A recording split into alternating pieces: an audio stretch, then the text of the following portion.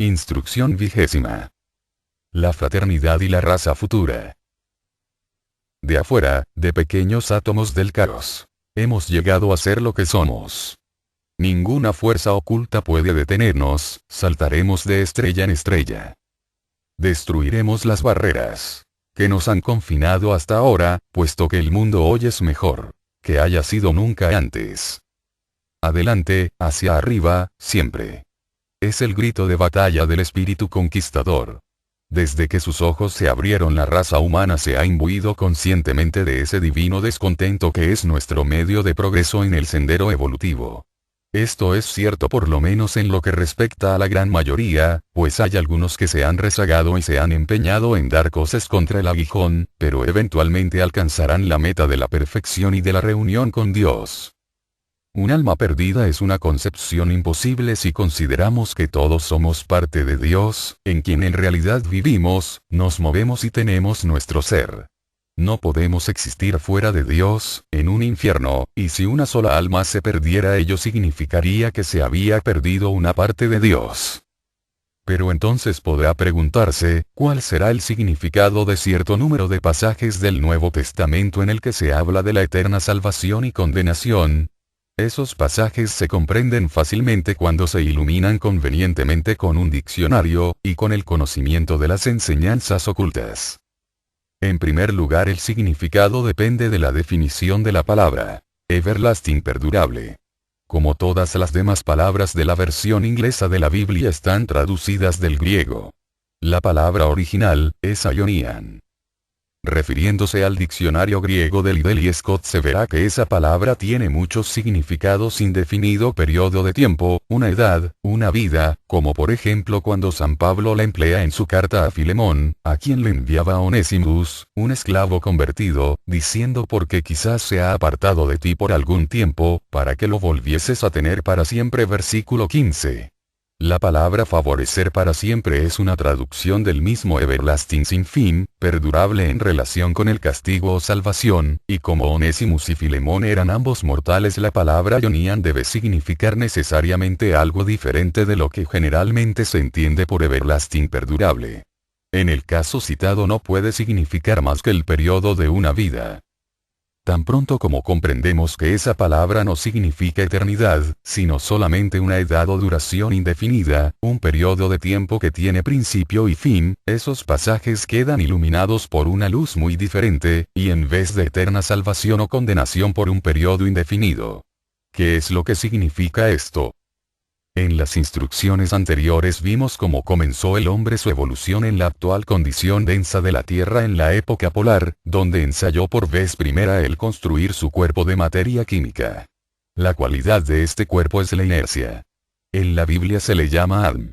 La palabra hebrea Adma significa tierra firme, y Josefo, al decir tierra roja, sabía lo que decía, porque lo que entonces era cuerpo humano estaba formado de la misma materia química que la tierra firme de hoy, pero en ese entonces no era ni tan sólida ni tan fría como lo es la costra terrestre actual. La Tierra estaba recién saliendo del caos entonces y era un globo rojizo que más tarde se convirtió en una nebulosa ardiente, luminosa y brillante. Esa luminosidad se alcanzó en la época hiperbórea y el hombre naciente comenzó la construcción de su cuerpo vital, poseyendo entonces el poder de mover el cuerpo denso. En la época lemúrica desarrolló el cuerpo de deseos, y el deseo dio el incentivo para la acción.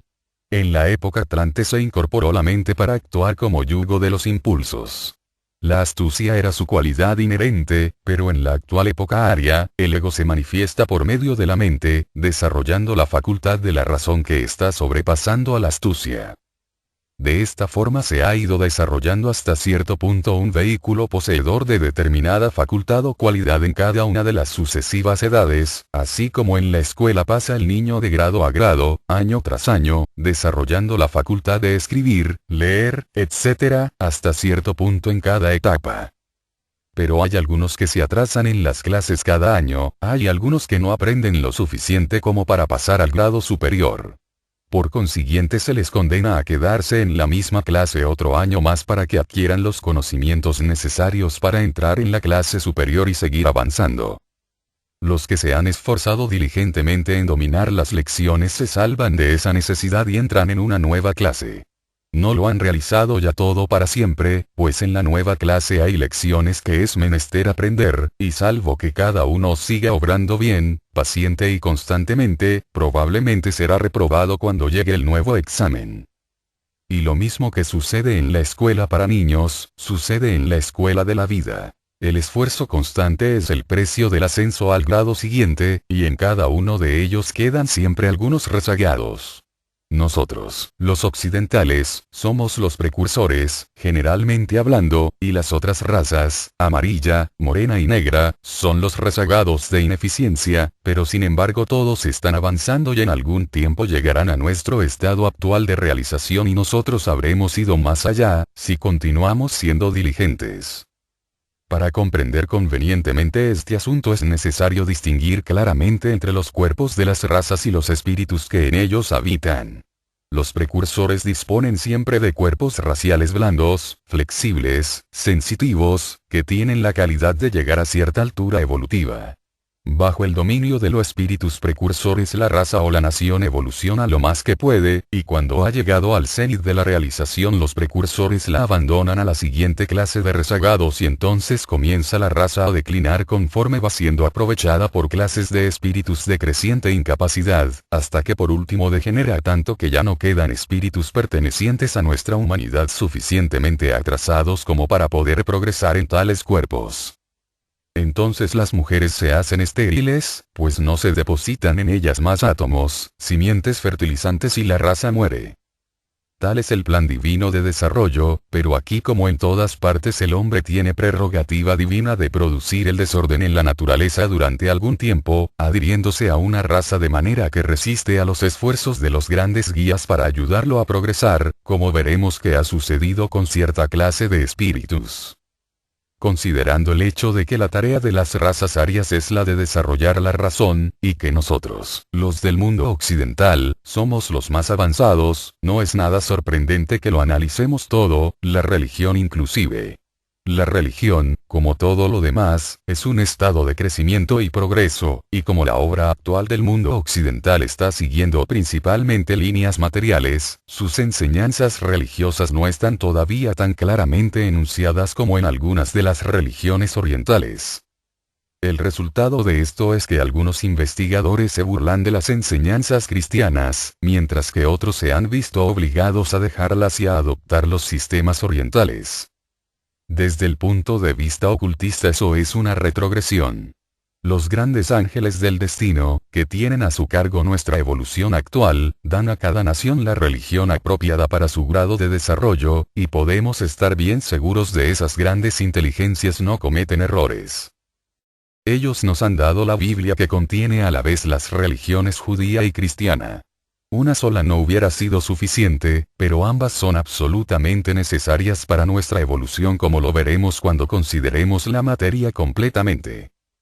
Cuando hayamos hecho esto también encontraremos que de todos los sistemas religiosos del mundo, este es, positivamente, el único apropiado para las necesidades del mundo occidental, el único que puede hacernos sabios para salvarnos y permitirnos entrar en el nuevo cielo y en la nueva tierra la edad y la raza venidera. Según quedó dicho, nosotros desarrollamos un cuerpo denso, uno vital y uno de deseos durante las épocas polar, hiperbórea y lemúrica, pero el espíritu no había aún entrado en sus vehículos, sino que flotaba fuera como flotaba los espíritus grupo de los animales, porque entonces no había aún el eslabón conector, la mente, con el que pudieran unirse esos vehículos. En la última etapa de la época lemúrica había una pequeña parte de la humanidad naciente que estaba suficientemente avanzada como para recibir la mente germinal y entonces el espíritu comenzó a entrar lentamente en sus vehículos. Debido a esta circunstancia esos seres eran muy diferentes del resto. Eran la primera raza, un pueblo elegido, seleccionado del resto debido a su preparación especial para recibir el germen de la mente que tenía que desarrollarse durante la venidera época atlante. Sin embargo, no hay procedimientos súbitos en la naturaleza y el espíritu no entró en sus vehículos en un día. Se necesitaron edades, y no se realizó completamente hasta mediados de la época atlante. En el interín la mente había ido creciendo, y por las razones dadas más claramente en las instrucciones 13 y 14, se unió con el cuerpo de deseos, aunque debía regir, convirtiéndose en una especie de alma, animal por la astucia, y empleando preferentemente el cerebro a los músculos para realizar sus fines. En la época polar la Tierra era una masa obscura, ardiente, sin forma definida y vacía. En la época hiperbórea Dios dijo hágase la luz y la masa oscura se convirtió en una nebulosa ígnea y luminosa.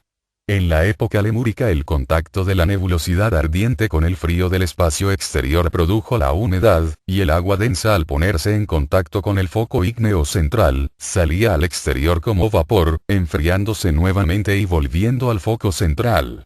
Y así Dios dividió las aguas de las aguas, el agua densa del vapor.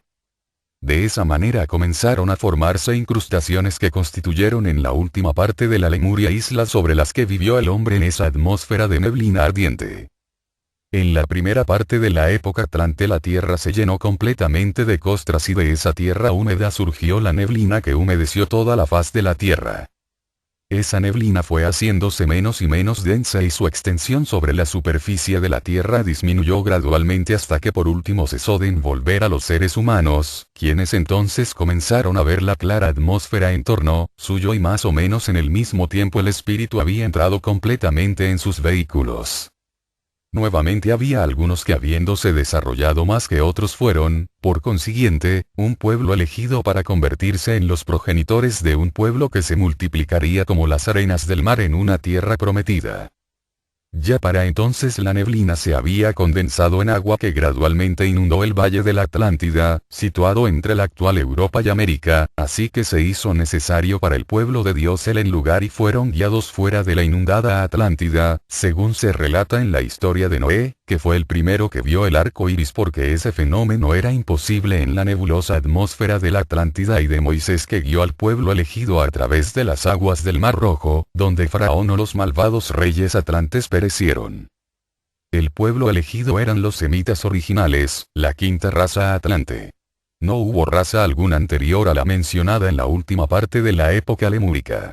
En la época Atlante hubo 7 más habrán antes de finalizar nuestra época aria y habrá aún en el principio de la sexta época, que los Rosacruces llaman la Nueva Galilea, o sean 16 razas en total. Durante los períodos, revoluciones y otras épocas se dispone de tanto tiempo que los grandes guías se las arreglan de manera que casi no se pierda ninguno de los espíritus a su cargo, pero durante los períodos en los que nacen y mueren las 16 razas, las condiciones son tan densas y el tiempo de su elevación y caída es comparativamente tan corto que hay gran peligro de que los espíritus se cristalicen en los cuerpos de su raza y no puedan progresar. Por lo tanto hay que luchar con más diligencia por la salvación ahora, porque las posibilidades de condenación son mayores durante el pasaje de los espíritus a través de las 16 razas que en cualquier otro tiempo. Por consiguiente los ocultistas llaman a esas razas los 16 senderos de destrucción, cosa que preocupa seriamente a los grandes guías de la humanidad. La raza pertenece al cuerpo, y cuando una raza nueva debe nacer, un gran guía elige a los más apropiados y regula su matrimonio y relaciones sexuales con objeto de producir la clase de cuerpos requeridos para la próxima raza. Cuando ese pueblo elegido se casa contrariamente a sus indicaciones frustra su objeto. En las primeras épocas cuando el hombre no poseía la mente era muy fácil guiarlo, pero, cuando los semitas originales fueron elegidos ya se habían desarrollado suficientemente como para resistir una restricción de su libertad, y además esa restricción no podía ser demasiado fuerte pues era necesario que tuvieran cierta suma de libre albedrío para que no fueran autómatas. Por consiguiente era muy difícil guiar a ese pueblo terco y muchos de los hijos de Dios se casaron con las hijas de los hombres frustrando así los designios de su guía. Fue necesario, pues, segregarlos, así como a sus hijos, de los que habían quedado fieles, y así se perdieron. Los rebeldes creen que los fieles fueron los perdidos sin comprender que son ellos los que se perdieron pues no pertenecieron más al pueblo elegido. Los fieles fueron recluidos en el Asia Central y allí se convirtieron en los progenitores de las razas que surgieron de allí y que están habitando ahora la tierra prometida, no la insignificante Palestina, sino toda la tierra tal como ahora está constituida. Los rebeldes son los judíos. En la futura sexta época ya no habrá razas, nuevamente vendrá la fraternidad universal, y por lo tanto deberá continuarse un nuevo pueblo elegido como precursor de la nueva dispensación, pero el hombre ha progresado ahora tanto que ya no puede ejercerse sobre él ninguna influencia externa, y por consiguiente cada uno debe elegir lo que sienta íntimamente, y como el hombre es ahora un ser dotado de razón, intelectual, qué mejor cosa que mostrarle el horrible ejemplo de cómo la primera raza precursora, el pueblo elegido, frustró los designios de sus guías convirtiéndose en las perdidas ovejas de Israel. Seguramente, el ejemplo es mejor que el precepto, y como que ese pueblo conservó los recuerdos de su elección y de cómo los trató su guía, ¿qué mejor podía hacerse que dar a la raza precursora esos recuerdos, cuando vaya a formar el núcleo de la nueva? No importa nada que esos rebeldes se sigan creyendo todavía un pueblo elegido o que sus anales hayan sido mutilados. La lección no es por eso menos válida, su ejemplo es espantoso, y es muy necesario para nosotros. Porque dice San Pablo: si la palabra hablada por los ángeles era inflexible y toda transgresión y desobediencia recibía su justo equivalente, ¿cómo nos escaparíamos si descuidáramos la tan grande salvación de quien primero nos habló el Señor?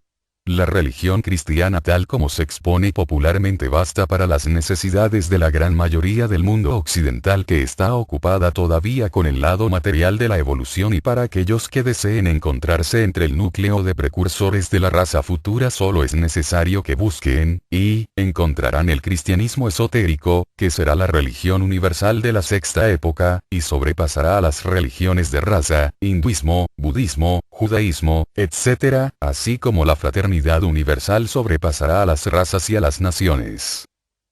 Para comprender debidamente el horrendo ejemplo de los judíos se debe notar que, desde el mismo principio quedaron tan imbuidos con la idea de que eran un pueblo elegido, que despreciaron a todos los demás pueblos como gentiles. Así que en vez de progresar a través de esas razas, esa clase de espíritus se encarnó una y otra vez en los cuerpos raciales judíos y se ha cristalizado tanto en ellos que no pueden progresar con el resto de la humana raza, si los siguen conservando. Se perdieron por casarse fuera de la raza, y es probable que en ese tiempo tuvieran una ligera realización de su error, pues desde entonces se han seguido casando persistentemente dentro de su propia tribu.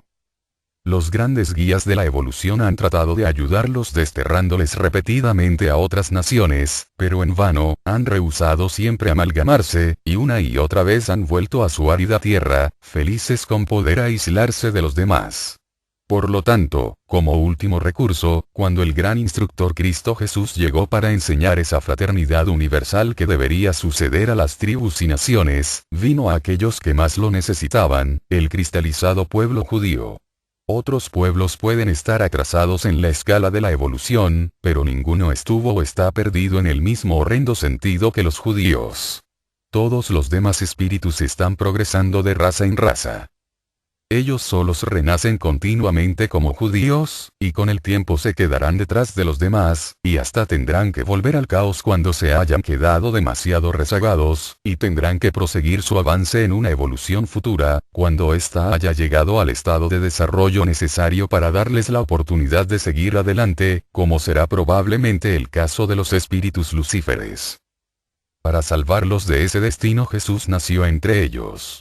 Un extraño no podía ciertamente ayudarlos, pues lo habrían despreciado, y por eso nació en ese pueblo, como Booker T. Washington, que ha nacido entre los negros para ayudarlos, porque siendo uno de los suyos desde el punto de vista del color puede hacerlo muchísimo mejor que un blanco, y por una razón análoga se creyó que los judíos aceptarían las enseñanzas de Cristo Jesús si llegaban a considerarlas como provenientes de uno que aparentemente era judío. Por eso se dice que nació entre ellos, pero estos eligieron a Barrabás y crucificaron a Cristo Jesús. Ese fue el último recurso, los grandes guías vieron que de allí en adelante era inútil tratar de salvarlos en un cuerpo. Por consiguiente los judíos fueron diseminados por toda la faz de la tierra, siendo un pueblo que no tiene país. A pesar de todo es tal la tenacidad con que esos espíritus se adhieren a su propia raza, que a pesar de todas las persecuciones son tan judíos como siempre, y siguen despreciando a sus vecinos los gentiles, y son a su vez odiados y despreciados. Además, están fuertemente imbuidos con la facultad atlante de la astucia, y esto es lo que los mantiene más rezagados que todo lo demás. No quieren ahora amalgamarse como tampoco lo quisieron antes, por lo menos en lo que respecta a los judíos de Europa y Asia, pero en América se observa un decaimiento visible de la ortodoxia, principalmente en la generación más joven de los judíos. Cada vez se van casando más con personas de otras nacionalidades atraídas al crisol de fusión América, donde van juntándose todas las naciones para formar una nueva raza que poseerá todas las buenas cualidades de los diferentes cuerpos raciales. A su debido tiempo, conforme vayan llegando en mayor número, esos judíos harán su parte aportando su cuota de mitos mezclados al mundo, proporcionando así a los espíritus desencarnados de esa raza, cuerpos que tendrán cada vez menos características judías, y a su tiempo esos espíritus se salvarán casándose con las razas superiores así como se perdieron temporalmente casándose con naciones inferiores. Así como los lemures desarrollaron el deseo por medio del cuerpo de deseos, los atlantes desarrollaron la astucia mediante la mente. Nosotros estamos desarrollando la razón por la actividad del ego, que es el triple espíritu actuando solamente sobre su velo más externo, el espíritu humano, y en la sexta época el espíritu de vida implantará y madurará las facultades de la intuición y del amor. Los que aspiran a ser los precursores de la raza futura deben luchar para cultivar esas facultades en sí mismos. Como en los casos anteriores, la creación de una raza significa generación y actualmente esto se efectúa más bien por la pasión que por el amor. Los matrimonios se llevan a cabo por conveniencias sociales o de otra naturaleza. Por lo tanto, hay muchos que desean vivir la vida superior y rehúyen el matrimonio y la paternidad, lo que es un gran error, porque de todos los hombres, los que poseen conocimientos superiores son los más preparados para cumplir con el deber de crear hijos, ya que pueden dominar mejor las pasiones y realizar el acto generador por amor, como un sacrificio hecho sobre el altar de la humanidad. En la raza futura la fraternidad y el amor se extenderán también hacia nuestros hermanos más jóvenes, los animales. En vez de hacer con ellos lo que hacemos actualmente, cazar, matar y atormentarles, cuidaremos de ellos y nos captaremos su confianza. Y de esta manera todas las profecías gloriosas se cumplirán. El hombre transformará sus espadas en arados y sus lanzas en podaderas, cada uno se sentará bajo su higuera y comerá de su fruto, y entonces habrá paz en la tierra y buena voluntad entre los hombres. En esa gloriosa edad nuestro privilegio será el ayudar. La edad estará pronta cuando nosotros lo estemos. No hay ninguna fuerza exterior que la produzca, no hay que esperar ningún guía externo hasta que un número suficiente comience a vivir la fraternidad. Es en vano tratar de pedir la segunda venida del Cristo, salvo haciéndonos capaces de recibirlo, porque en verdad se ha dicho de su venida aquel día y la hora no la conoce ningún hombre. Puede el plazo ser largo o corto, no hay tiempo fijo. Mientras vivamos una vida de egoísmo, de pasión y de vicios, retardaremos su venida, y viceversa, la apresuramos viviendo una vida de amor que aligere el fardo y enjugue las lágrimas de los demás. Únicamente cuando el Cristo se haya formado dentro podrá percibírsele fuera, porque aunque Cristo renazca 1000 veces en Belén, si en ti mismo no nace tu alma sigue extraviada. Ni importa que en el Gólgota contemples levantada la cruz, si no es un Gólgota tu corazón también.